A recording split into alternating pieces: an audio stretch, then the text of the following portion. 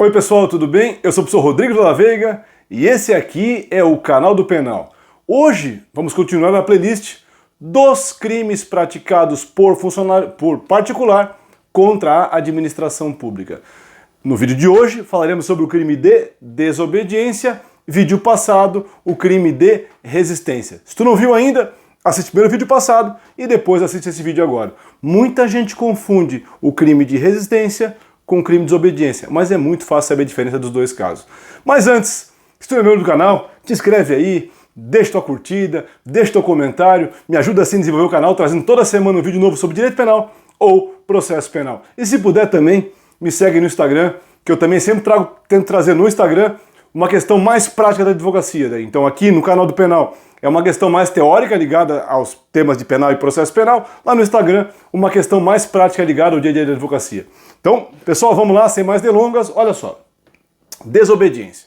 Tá? Artigo 330, desobedecer a ordem legal de funcionário público. Bom, este crime, como qualquer crime deste capítulo, protege o quê? O bom andamento da administração pública, porque é esse o objetivo desse capítulo inteiro, ou seja, garantir que a administração pública possa realizar suas tarefas sem interferências. Esta é a ideia básica desse capítulo, tá, gente? Bom, o verbo desse crime é desobedecer. Desobedecer quer dizer o quê? Não acatar a ordem. Então tu não acata, tu não aceita aquilo. O servidor te dá aquela ordem e tu não acata essa ordem. Então isso é desobedecer, tá? Isso é desobedecer. Só que essa ordem, gente, aí vem o ponto importante. Deve ser uma ordem legal.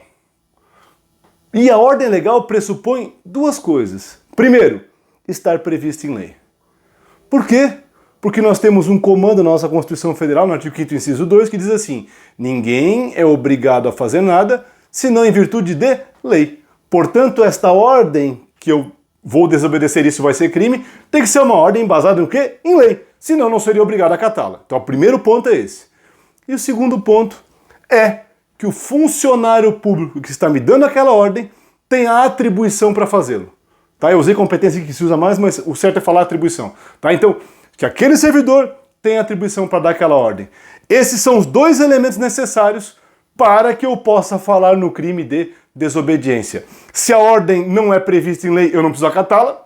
E se o funcionário que está me dando esta ordem, mesmo que prevista em lei, não tem atribuição para tal, eu também não preciso acatá-la. Então não haveria crime nessas duas hipóteses. Agora, se está previsto em lei e aquele cara que me deu aquela ordem é um funcionário público que tem aquela atribuição, aí se eu não obedeço aquela ordem, se eu não cumpro aquela ordem, aí eu teria em tese o crime de desobediência. Bom, é bem fácil, tá, gente? Bem facinho mesmo. O sujeito ativo é o particular, detalhe bem importante, nada impede que um servidor público, presta atenção no detalhe, que não esteja nas suas atribuições, também cometa o crime de desobediência. Então, é importante, um funcionário público que esteja praticando suas atribuições não pode cometer desobediência. Por quê? Porque é o crime de particular. Agora, um funcionário público que não está nas suas atribuições é como se fosse um particular e, portanto, pode cometer esse crime. Bacana? Sujeito passivo quem é? É a administração pública, tá? Bom, o elemento subjetivo desse crime é o dolo, ou seja, a vontade livre e consciente de desobedecer.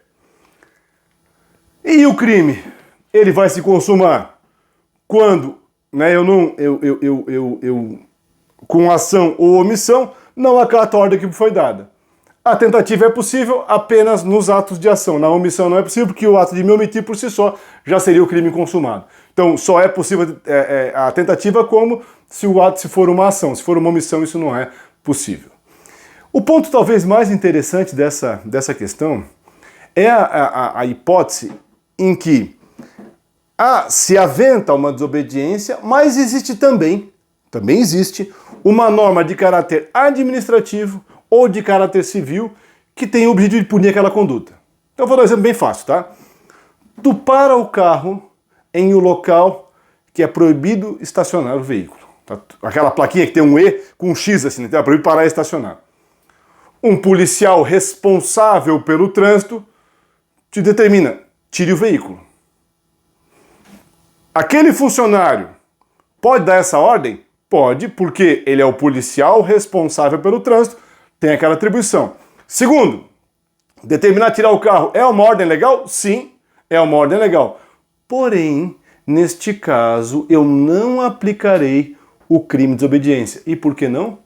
Porque o próprio Código de Trânsito brasileiro, que prevê que isso é ilícito, prevê também sanções de caráter administrativo. Multa por desobediência da ordem do policial de trânsito, retirar o carro com guincho e assim por diante, tá? Então vejam, existe uma punição de caráter administrativo. Se ela existe, eu não vou aplicar o direito penal. Entendemos isso? Por que não? Porque o direito penal, vocês já sabem isso, é a tal da última ratio, ou seja, a última fronteira. Eu só aplico o direito penal caso outros ramos do direito não consigam resolver aquela questão. E nesse meu exemplo, aconteceu o quê? O direito administrativo resolveu a questão, então eu não preciso aplicar o crime de desobediência. Então gravem isso, sempre que houver, para a mesma situação, uma possibilidade de resolução através de consequência civil ou administrativa, eu não aplico crime de desobediência. Tá? Não aplica desobediência. Bom, e para encerrar, pessoal, antes de comentar aqui a ação penal e tal, para encerrar, o que diferencia a resistência da desobediência? Na resistência, este não acatamento, essa minha oposição tem que ser o quê? Com violência ou grave ameaça. Aqui na desobediência, basta que eu não cumpra a ordem que me foi dada. Essa é a diferença básica, tá? A diferença básica. Para entender um pouquinho melhor, repito, assiste o vídeo anterior, que é do crime de resistência, tá nessa playlist, agora é o primeiro vídeo da playlist. E para fechar esse vídeo, gente, olha só, o crime de desobediência é crime de ação penal pública incondicionada, ou seja, vai ter ação penal independente de qualquer manifestação da eventual vítima, e a competência para julgamento é do juizado especial criminal, porque a pena máxima é 6 meses. Sendo assim, aquele que comete desobediência tem direito ao quê? A transação penal, ou seja, é lavrado no termo circunstanciado, o sujeito não é preso em flagrante, tá? Ele é lavrado no termo circunstanciado, ele é liberado após a lavratura do termo, se marca uma transação penal e ele aceita a transação penal, está resolvida a questão. Caso ele não aceite, aí sim o promotor pode denunciá-lo, e aí, se for o caso, né, pode haver sim uma condenação. Mas é importante que exista esse benefício discriminatório, chamar transação penal, para quem comete o crime de desobediência. Tá certo, pessoal? Esse é o vídeo de hoje. Se tu chegou até aqui, deixa tua curtidinha lá, se tiver dúvida, deixa teu comentário. No próximo vídeo veremos um crime bem polêmico chamado desacato. Um abraço, pessoal!